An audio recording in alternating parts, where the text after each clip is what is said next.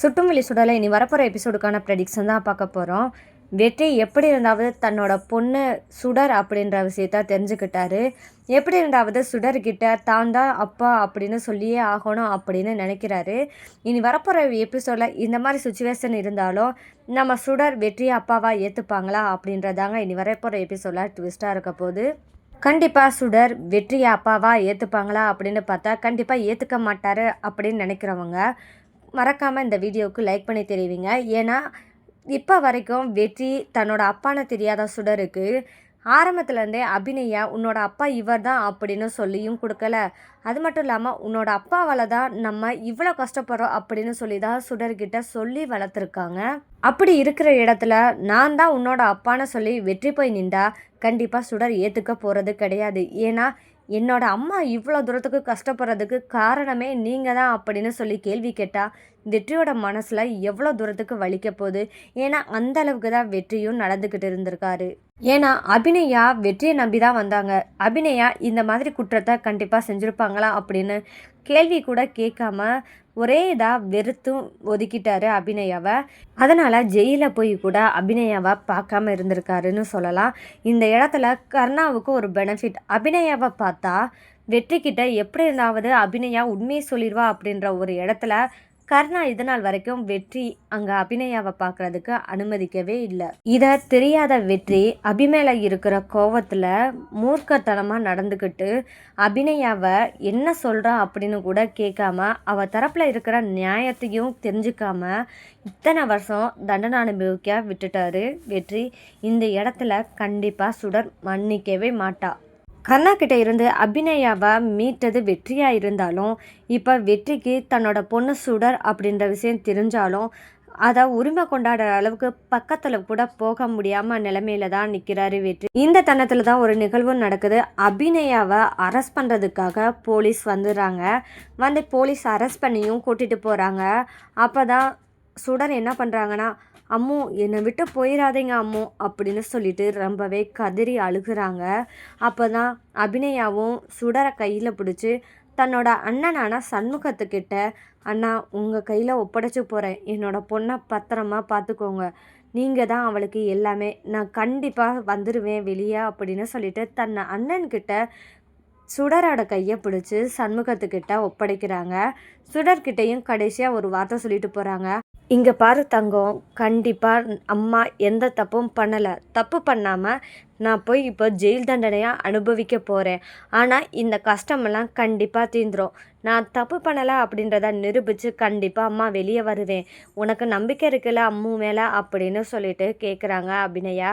சுடரும், ஆமாம் அம்மு, உங்கள் மேலே எனக்கு நம்பிக்கை இருக்குது, தப்பு பண்ணாமல் நம்ம ஜெயிலில் எதுக்கு தண்டனை அனுபவிக்கணும் அப்படின்னு சொல்லி சுடர் கேட்குறாங்க.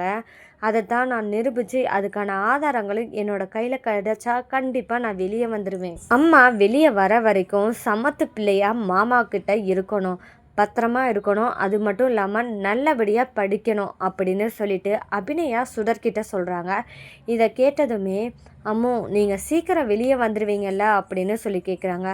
கண்டிப்பாக வெளியே வந்துடுவேன் சுடர் அப்படின்னு சொல்கிறாங்க. அப்போ தான் சுடரை எப்படி இருந்தாவது சமாதானப்படுத்தணும் அப்படின்றதுக்காக லாயர் பிரபாகரன் என்ன சொல்கிறான்னா, நான் இருக்கேன் சுடர், அம்மாவை அவ்வளோ தூரத்துக்கு கஷ்டப்பட விட மாட்டேன், கண்டிப்பாக நம்ம எல்லாரும் சேர்ந்து அம்முவை வெளியே வர வைக்கலாம், காப்பாற்றிடலாம், அதுக்கான ஆதாரத்தையும் நம்ம ரெடி பண்ணிடலாம், சரியா, அம்மாவும் சீக்கிரம் வெளியே வந்துடலாம் அப்படின்னு சொல்லிட்டு சமாதானப்படுத்துகிறாரு நம்ம பிரபாகரன். இந்த தருணத்தில் நம்ம சுடரும் உண்மையாவா அப்படின்னு சொல்லி கேட்குறாங்க. அப்போ ப்ராமிஸ் பண்ணுங்க அம்முவை வெளியே கூட்டிகிட்டு வந்துடுவேன்னு அப்படின்னு சுடர் கேட்குறாங்க. அதுக்கு ப்ராமிஸும் பண்ணி கொடுக்குறாரு நம்ம லாயர் பிரபாகரன். இதெல்லாம் கவனிச்சிட்டு இருக்காரு நம்ம வெற்றி. இதெல்லாம் பார்த்துக்கிட்டு இருந்தாலும் நம்ம வெற்றிக்கு ஒரே ஞாபகம் தான், ஒரே நினப்பு தான் இருக்குது. சுடர் தன்னோட பொண்ணு அப்படின்ற நினப்பு மட்டுமே வெற்றிக்கு ஞாபகமாக இருக்குது. இந்த இடத்துல தான் வெற்றி ரொம்பவே ஃபீல் பண்ணி உடஞ்சி போய் அழுகிறாரு. என்னோட பொண்ணும் 10 வருஷம் ஜெயில் தண்டனை இவளோட அனுபவிச்சுட்டு இருந்திருக்காளா, இது தெரியாமல் நான் ஒருத்தர் இருந்திருக்கேனே அப்படின்னு சொல்லிட்டு ஃபீல் பண்ணி அழுகிறாரு. அப்போ தான் பொழியும் வெற்றிக்கிட்ட சொல்கிறாரு, அழாத வெற்றி, இப்போ தான் உனக்கு சுடர் உன்னோட பொண்ணுன்னு தெரிஞ்சிருச்சுல, அப்புறம் என்ன இன்னும் யோசிச்சுக்கிட்டு இருக்க, உன் பொண்ணுகிட்ட போய் நீ ஏன் சொல்லு நான் தான் அப்பான்னு அப்படின்னு சொல்லி புலி சொல்கிறாரு. இந்த மாதிரி புலி சொல்லிட்டு இருக்கிற தருணத்தில் தான் அபியை போலீஸ் இழுத்துட்டு போகிறாங்க. அப்போ தன்னோட மகளை பிரிஞ்சு போகிறோமே அப்படின்னு சொல்லிட்டு வருத்தத்தில் கவலைப்பட்டு அழுதுகிட்டே போகிறாங்க நம்ம அபிநயா.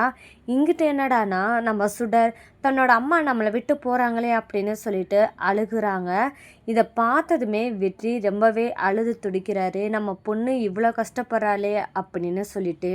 இந்த மாதிரி நிலைமையில் வெற்றி இனி அடுத்ததாக என்ன பண்ணணும் அப்படின்னு பார்த்தா வெற்றி என்ன நினச்சிட்டு இருக்கான்னா சுடர்கிட்ட நான் தான் உன்னோட அப்பா அப்படின்னு சொல்லிட்டு எப்படி இருந்தாவது போய் சொல்லணும் அப்படின்னு சொல்லி கிளம்பி போகிறாரு.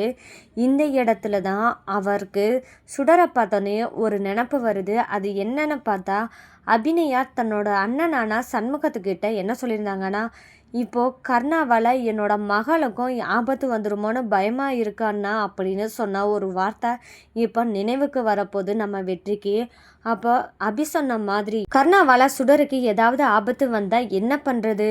இப்போ அபியை எனக்கு தெரியாமல் கடத்தி வச்ச மாதிரி எனக்கே தெரியாமல் சுடருக்கு ஏதாவது ஆபத்து வந்தால் என்னால் என்ன பண்ண முடியும் அப்படின்னு யோசிக்கிறாரு வெற்றி.